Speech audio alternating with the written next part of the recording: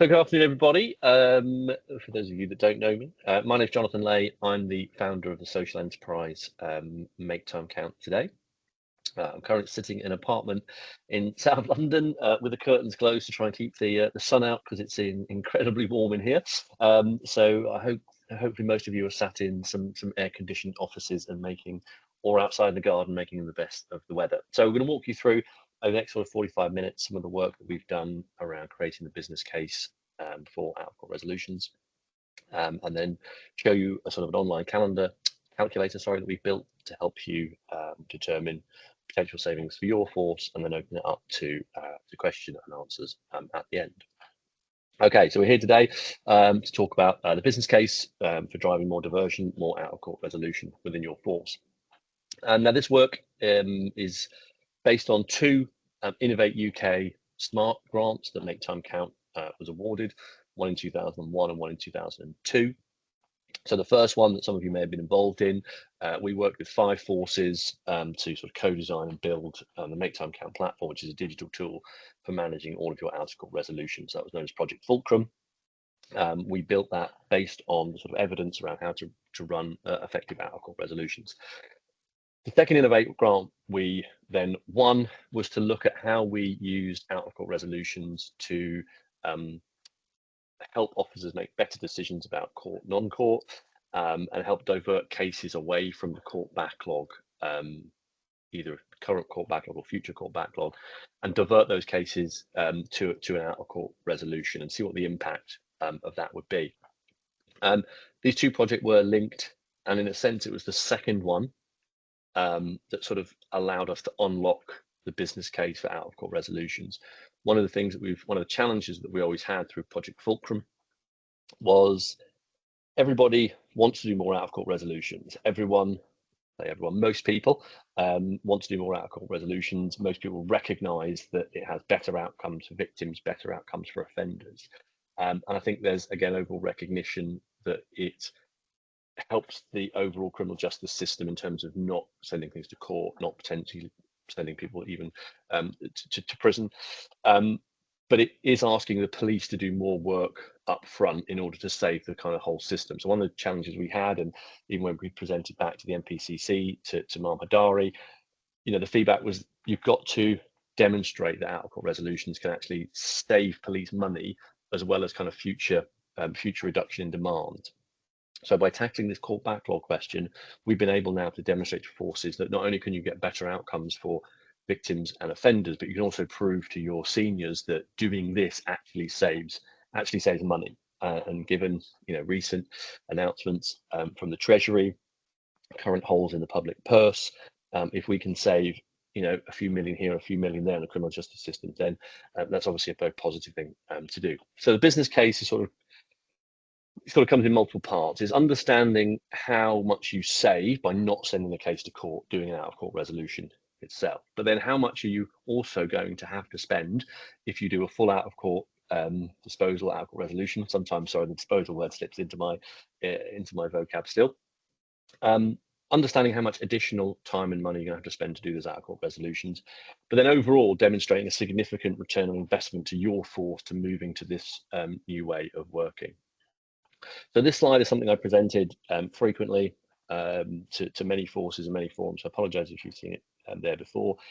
It takes some of the text from the new crime bill, which literally admits that there's significant process and admin burden to frontline policing by moving to the 2-tier framework. So that is in the legislation, doing the eligibility screening, doing the criminogenic needs assessment, finding a local service partner, referring that user, monitoring compliance, all these additional activities that you've got to do, or the government's asking you to do. And it says in the legislation there is no additional resource in terms of funding to do that work. So that was the sort of background to Project Fulcrum, that we were looking to try and minimize the impact of moving to a more sort of diversion focused process. We did also do a large study of the academic evidence out there, and it does seem to be overwhelming support that out-of-court resolutions are effective in terms of victim satisfaction, in terms of outcomes for offenders, but they're most effective when we were doing the right eligibility screening, we were doing a thorough needs assessment, and the conditions were meaningful and they were tracked. So that was the sort of background of the first Innovate grant we won, was to look at minimizing the impact of out-of-court resolution. Then we came onto the court backlog. So we analysed 10 years worth of data, so publicly available data between 2010, 2020. We screened out, so we only looked at non-summary, non-motoring offences. So we only looked at the low-level offences. And there was roughly 500,000 cases per year.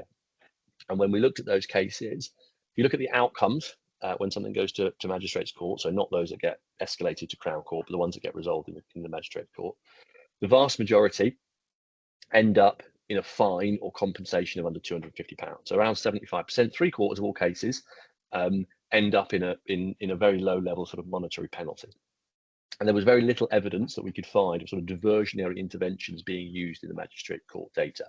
So you might have got a community order, but we couldn't really find many sort of referrals to drug agencies, referrals to other programs.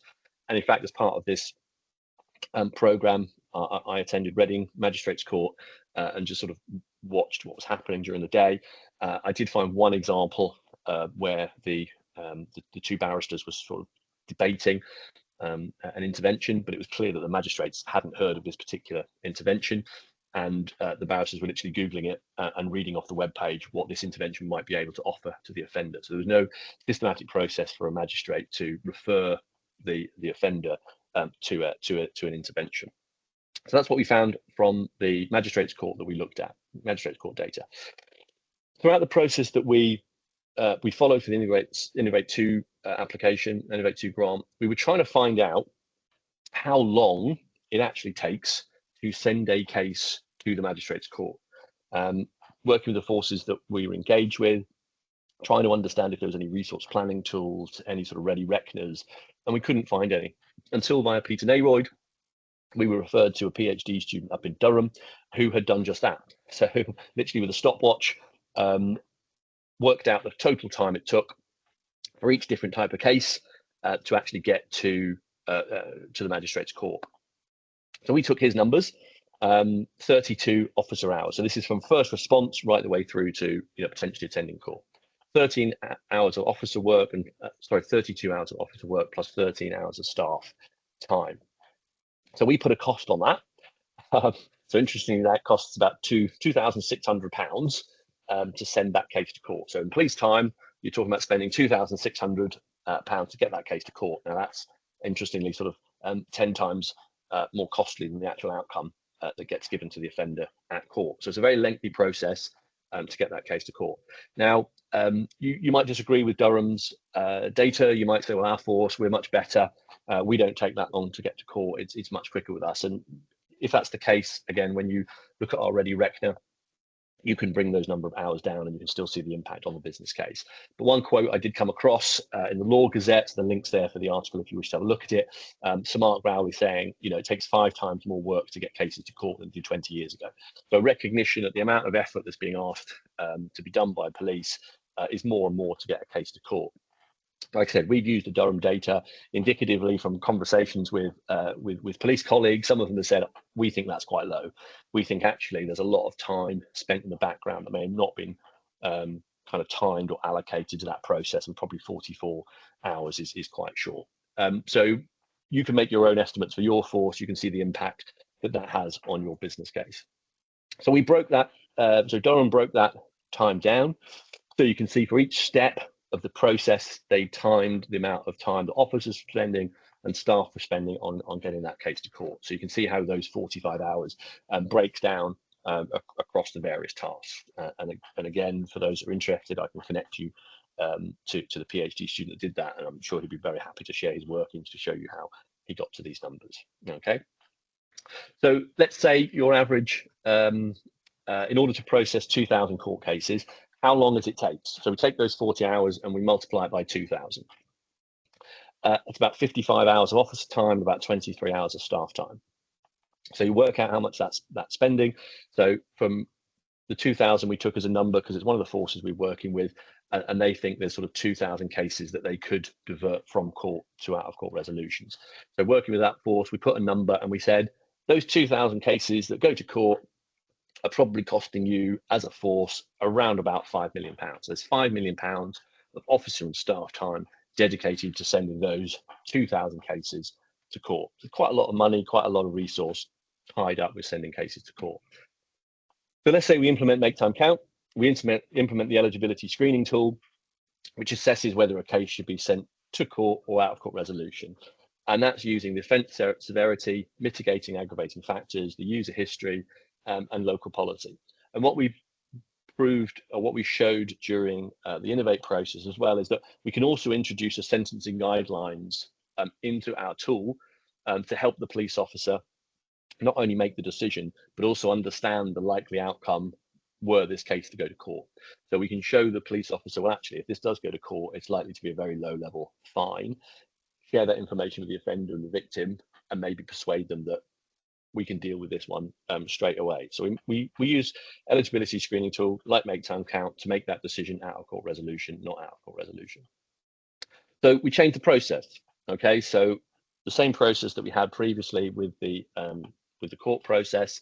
Let's say as early as we can the process, we use the eligibility screening tool, and we change the process. So we followed the sort of process that we used for Project Fulcrum that's currently live in Kent. We make that decision, yes, this should be an out of court resolution. We hand it over to the out of court disposal team. They process the out of court resolution, out of court disposal, and obviously if it's not completed, they breach it. So we change the process. Obviously, we've shown that if you use a digital tool like Make Time Count, you can make that process even more streamlined. But it was more about making the decision early, taking it out of court. And using the demand modeling that we did for Project Fulcrum, for Kent and for the Met, we then put our estimates on how long it actually takes to run an out of court disposal versus sending a case to court. So the upfront incident response is the same. The interview and inquiry is a little bit less because we're not doing all the work we need to do to get to court. But we then make a decision, we hand it over to the out of court resolution team, out of court disposal team, and they process it. Okay, so we've got almost an hour for the officer to make that decision, hand it over to the central team that processes it. And we've put in an estimate here about 7.5 hours. That's probably quite high in terms of the number of hours. We've been very generous, but it includes a sort of it includes an allocation for things like management overhead, reporting, onboarding, commission services, all that kind of stuff that you have to do, as well as just end-to-end case management. Okay, so we've put that into the model as well.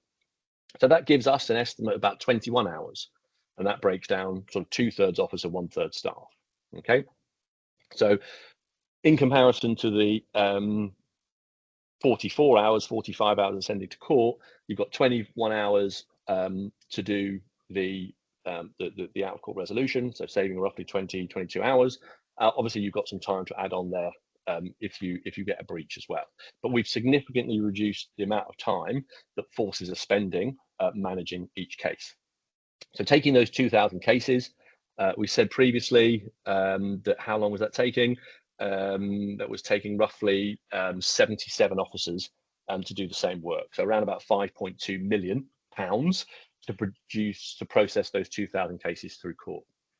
So what we've done is taken those 2,000 cases and said, let's do those as out of court resolution instead. So instead of spending 5.2 million, we're now spending 2.9. So we're saving a significant chunk of money, 2.3 million, by moving those cases from court to an out of court resolution. Okay, so we're freeing up around 33 FTEs to undertake other activities. So we're freeing up 2.3 million pounds of time to put officers back on the street, spend time doing other things. So that's the impact in terms of your business case for you to say, I take these 2,000 cases, I do an out of court resolution instead of a court, and I save myself sort of the 2.3 million.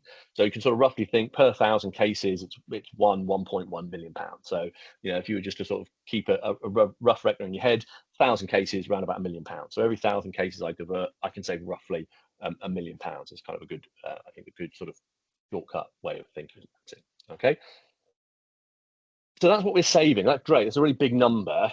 But as we said at the start, we've now got to do more work for what were simple cautions. We've now got to run a full out of court resolution process, which is sort of what we had in the outset, where we said this half of the slide, the legislation admits it, and we found it in our process to do a full eligibility screening, needs assessment, referring to partners, making sure people are following up on their conditions. That is a lot more work than just issuing a simple caution which says, don't let me catch you doing this again, don't come to this part of town again, and don't hang around with Bill anymore. You know, those are the sort of relatively simple conditions that we were seeing issued in a simple caution. There were there weren't many simple cautions that we saw with sort of meaningful conditions attached to them. So yes, you know, absolutely, there's more work that needs to be done in order to do effective out-of-court resolutions. Okay, so again, we looked at it. So the numbers that we took above, 25 hours to do the processing, so that was a 21, plus a sort of a 4-hour allocation for the breach. So yep, 25 hours to do a full out-of-court resolution properly. To do a simple caution, we've been, you know, perhaps quite low in our estimates here, but again, we wanted to show you the numbers and how different they were. If you make a decision after your inquiry, actually, this is just going to be a simple caution, let's assume that takes an hour, right? All you're doing is filling out the paperwork, getting the user to sign it, and it's done. Okay, so we've just assumed it's a 1-hour process. In our experience, most of the conditions weren't really conditions that you could follow up on. So there wasn't really many breaches done on simple cautions. If I found the person doing that particular crime again, okay, it might get breached, but we couldn't find, you know, significant evidence of many cautions being breached. So we haven't included any time allocation in our model for doing a breach.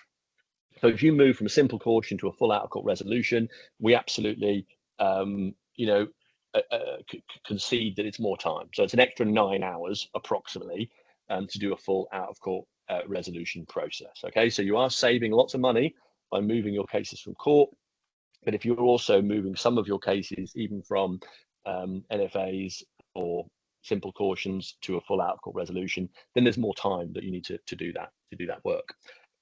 So let's say we take 1,000 out-of-court resolutions that they previously were simple cautions or NFAs, 9 hours per case, we've just said. That's roughly another 10 FTEs. So you've saved a lot of FTEs on your court backlog, but you're reinvesting part of those FTEs in the additional work that needs to be done around running out-of-court resolutions instead of simple cautions. Okay, so of the 33 people that we've saved, we've got to reinvest 10 of those back into the process. Okay, so we roughly assume that that's going to be about a £700,000 reinvestment back into running court resolutions. So if we sort of see how that nets out for us. So we had your 2.3 million. So that was the 33 people that we said would be freed up through making better court decisions. Okay, so you've got your 2.3 million people worth of people that have been freed up. Big number. It's nice that we've saved lots of money. We're reinvesting part of those people into doing the out-of-court resolution process.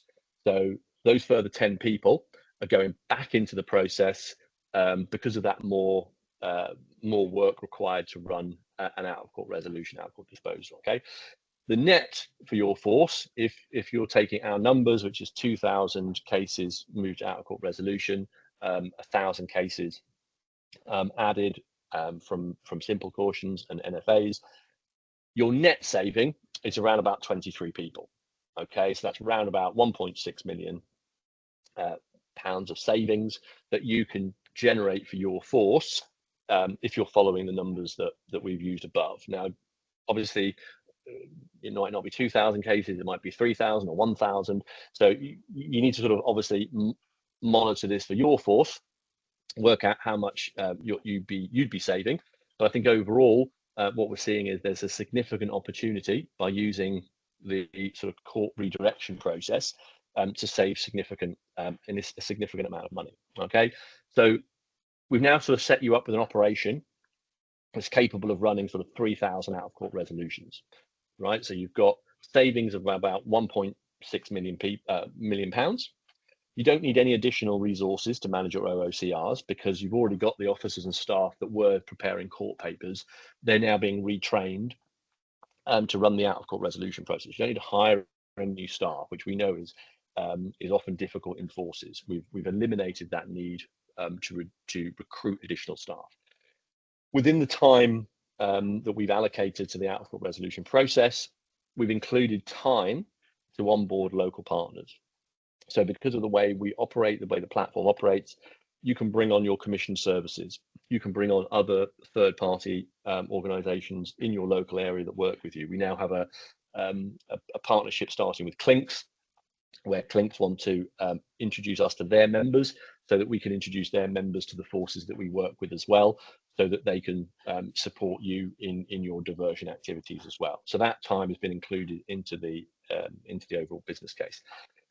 You've got the opportunity to increase victims' satisfaction levels. So justice delivered in a more speedy manner, victims included in the overall process about which conditions to allocate. Based on a resource, we would assume that we would get a reduced reoffending rate. So if you look at the evidence, there's a paper from Peter Naywood from a few years ago. Also, if you look at the evidence from the checkpoint and turning point experiments that have been run around the country, they've all shown significant reduced reoffending rates. We haven't included an assumption for the amount of savings that you might generate by reducing future demand. In our experience, when we've tried to sell that proposition to forces, they're sort of less interested in, jam tomorrow. They're less interested in us trying to persuade them that demand will be lower in the future. They're more interested in the hard savings of resources that can be allocated today. So in our business case, we haven't included savings around reduced reoffending, but we would expect them to have a positive impact based on the research that we've seen previously. Also, if you're not sending cases to court, you're saving money with a CPS. You're potentially saving money on legal aid, and you're also obviously saving money on running the courts. Again, it's quite difficult to find exact numbers on that. CPS produces costs, but that's more sort of charges. We don't believe that's their real actual cost of running the CPS for a case. Again, legal aid, you can sort of see what's the average, how many cases does the legal aid team support versus what's their annual budget. So you can get a rough idea of cost of legal aid. Our assumption is for every pound that the police save, it seems to be about roughly 1.5 pounds in the further pipeline. So if in this case your force is saving 1.6 million, the overall sort of downstream impact is probably 2.5 million for everybody else in the process. Again, we haven't included assumptions around that because, again, if you're trying to build a business case for your senior management of your force, again, they want to know what's the 1.6 million, how much money am I saving as a force? They're not as interested in how much the CPS is saving, how much legal aid the magistrates court are saving as well. But again, we believe that those savings are significant. So what's the return on investment of doing this with Make Time Count for sort of a medium-sized force? So setting up this operation for around about 3,000 cases. So license for a medium-sized force of our platform is around about the £60,000 mark. If you add a person to the process to do all the system admin, the partner onboarding, everything else that needs to be done to maintain the system. Again, that doesn't have to be from us, but that would probably be somebody from your police force. You're talking about a cost of around about £120,000 to run and monitor the system. Okay, net savings we've just demonstrated above are about £1.6 million. So in terms of your ROI, it's pretty impressive, right? We believe you can save 13 times the cost of implementing the system by making those diversions from court and making the overall process much simpler. Okay, and just imagine if we did this nationwide, right? So the example we've given you here was 2,000 cases and another 1,000 cases of additional out-of-court resolution. Well, let's look at that national picture. What if we took 100,000 cases? That's 20%, remember. That's only 20% of the overall court backlog that we looked at. And if you remember that 75% of all cases resulted in fine or compensation of under £250,000, right? So that's roughly 350,000 cases. So I'm still only taking 20% of those additional cases. That means I'm roughly saving 1,100 FTEs, savings of £800 million for policing, but just for policing. And again, if we use the same sort of rule of thumb, roughly 1.5 pounds saved for the rest of the system, you've got an additional 1.2 billion saved in CPS, legal aid, and court system as a result of this. Also helping reduce the court backlog going forward, getting things through the process quicker. So if we were to look at this on a national scale, you're talking roughly £2 billion worth of savings for the whole entire process. Okay, so that's sort of just to give you a kind of an overview of what we believe is the size and the scale of the savings opportunities here. So what we've built for you is a little savings calendar. I keep saying calendar, I mean calculator. You can go to our website, the link's there. So if you go to just maketimecount.today, there's a little link in the corner called OoCR Savings Calculator. I will get the word right eventually. And it just says how much time do you think you can save. So you can just go through it. You can choose your force in here. So I'll just choose one of the first ones. So this is where it says, we're assuming 45 hours. Do you want to change that? So if you don't believe Durham's numbers, our numbers, you can move that up or down the scale. How many cases would you divert from magistrates? So going through the business case that I just showed you, could you divert more than 2,000 cases, or is 2,000 the right number?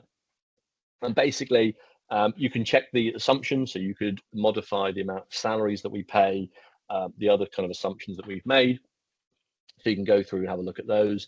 But if you don't want to have a look at those, you want to base it on our assumptions, you can sort of see the overall business case. So if you go back to the slides, I've said that we've saved you 2.3 million, so it's 2.275 rounded up to 2.3, and we're freeing up 33 FTEs to work on other activities. So again, if you want to change the individual metrics for your force, click the calculate button. It will give you a rough estimate of what your force can probably save in terms of reducing the court backlog. And then we just need to add on how many more cases that you would want to you'd want to run as part of an out of court resolution. So we've just done the first part for you as a result, and we've just put the numbers in here. So if you want to take those numbers, put them in a business case again for your seniors, quote the work done by Make Time Count, and we can show you the workings that we've got from Durham and from the two Innovate projects that we've done that have kind of led to these findings. Okay. So that's the savings calendar calculator. I will get it right eventually. Please have a play with it, and any feedback that you've got for us about things that work, don't work, please let us know.